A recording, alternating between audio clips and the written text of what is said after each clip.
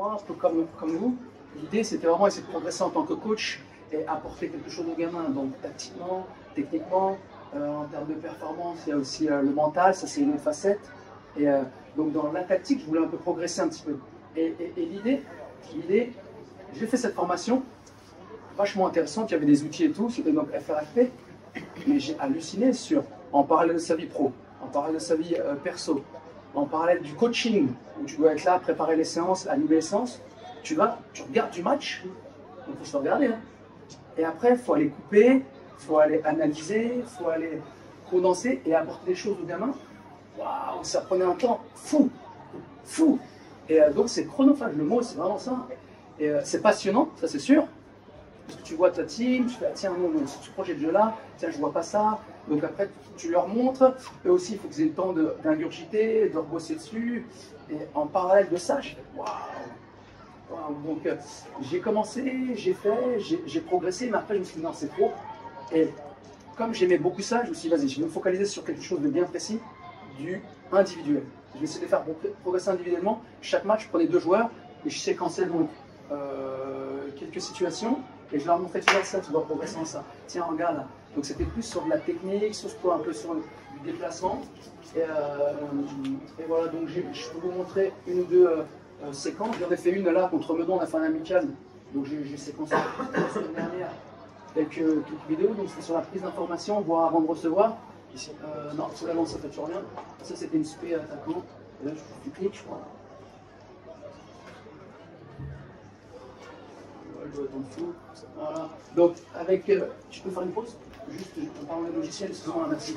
Les logiciels, moi, j'avais donc bossé sur Sportcode. C'était vraiment intéressant Sportcode où tu arrives, tu appuies sur un bouton, tu as ta séquence. Tu arrives, donc tu regardes ton match, ça pouvait être rapide, mais il fallait se regarder ce match quand même. Et Sportcode, c'est vachement cher. Pendant la formation, je l'ai eu pendant 6 mois. Donc j'ai utilisé, là la formation est passée, et je bosse avec Premiere Pro. Adobe Premiere Pro, donc c'est une quinzaine d'euros par mois, 17 euros par mois. Ouais, c'est un budget, et donc je peux ralentir. Donc voilà, c'était pour vous dire avec quoi je bossais. Donc là, c'est rien pour lui dire, tu vois, là il y a un ballon, là t'es là, on est en jeu, merci beaucoup. Voilà, vous allez voir un petit, ça dure 2-3 minutes et c'est quelques joueurs. Il n'a pas regardé, tiens, donc on le remet au ralenti, regarde, il y a peu de prise d'information, il le voit un peu tard. Là, on va recevoir pas plus d'infos, donc voilà, ces petits messages, il revoit ça. Là, c'est un autre joueur, il peut aller dans cette zone, regarde, mais t'as rien regardé, dans ta posture, t'es pas très bien. Va directement dans cette zone parce qu'en plus, tu viens là après. Voilà, il y a d'autres choses où. Là, regardez, il est tout seul, il y a une zone là, il y a son collègue. Il regarde rien, on lui parle pas, il remet en arrière alors qu'il y avait la possibilité. Je le remets au ralenti, regarde là, tu peux te retourner, tu peux reprendre le ballon et on joue un 2 contre 1. Le ballon était allé par là, il rejoue en arrière sans des petites séquences comme ça qui peuvent être intéressantes pour les gamins et se dire ah oui, tiens, ouais, t'as raison, coach. Parce que je laisse un peu d'informations, voilà, des petites séquences comme ça. Là. Dernière, je crois, où c'est terminé là-dessus. Donc il y avait les noms des gars, ils regardent ça. Donc on peut utiliser plein de choses. Il y a un jeune homme qui est parti aux États-Unis qui s'appelle Max l'année dernière et il devait faire une vidéo sur lui-même et c'est moi qui lui ai fait sur les quelques matchs qu'on a eu. Donc on peut montrer aussi des bonnes choses. Là j'ai montré un peu les choses pour corriger, mais on peut avoir plein de thèmes différents. On peut montrer des choses. Regardez, lui sur un terrain, il peut faire ça, il peut jouer, il donne des ballons. Et donc pour ce projet aux États-Unis, ça a été moi qui lui ai fait la vidéo, c'était quand même utile. C'était vraiment intéressant pour lui. Donc là j'ai montré des choses négatives pour faire progresser, mais on peut montrer aussi des choses positive et il peut y avoir plein de thèmes techniquement, plein de thèmes tactiquement et un peu, vous connaissez un peu Faou pour ceux qui sont là, lui il me disait il est en national et c'est vrai que la vidéo a révolutionné un peu les staffs pour les joueurs, ça a été vraiment, il y a eu longtemps il est préparateur à physique, après là il y a la vidéo, il a dit que c'était quelque chose de révolutionnaire dans le staff et c'est très utilisé donc il l'a vécu un peu en pro, semi-pro, en pro, voilà les joueurs ont besoin, les coachs ont besoin.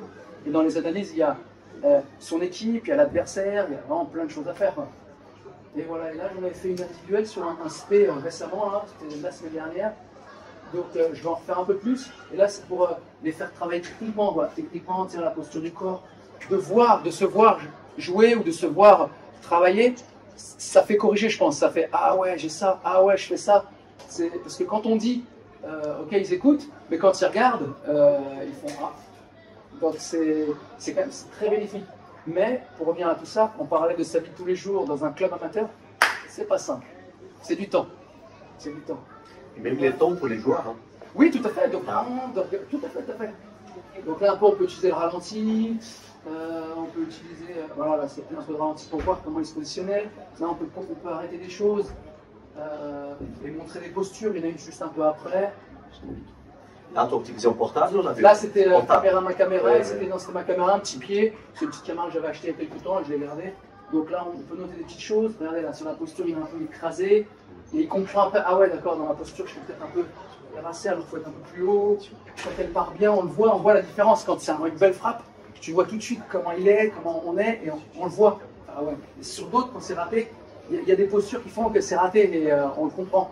Donc voilà, de se regarder, c'est utile. Si je peux rajouter un petit truc par rapport à ça, il y a possibilité aussi sur vraiment des entraînements, pouvoir utiliser de la même manière qu'a fait Zahir un trépied, on met une tablette, un téléphone, où il y a des applis pour filmer et ça diffuse quasiment en instantané, en différé.